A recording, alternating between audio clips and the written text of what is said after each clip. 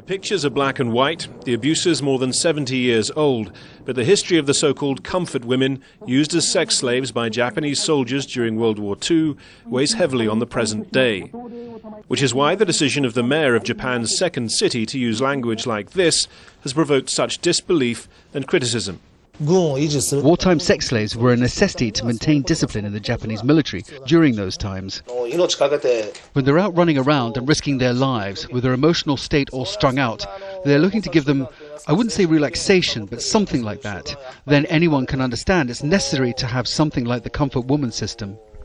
The government refused to comment directly on the remarks of an opposition leader, instead emphasizing its sympathy for the plight of the comfort women. For those who've experienced this, it's very difficult and they suffered great heartache. With regards to this issue, the Abe government is of the thinking of previous cabinets. However, we don't believe this should be turned into a political or diplomatic problem. But if that was an appeal to Japan's neighbours, it didn't work. We express shock and strong anger at the Japanese politician who made the comments in public that challenge the conscience of mankind and historical justice. How it reflects on history will decide how Japan is going to face the future. In Seoul, where an arrestingly young reminder of that past sits in constant vigil outside the Japanese embassy, the government urged Tokyo to rectify what it called an anachronistic perception of history.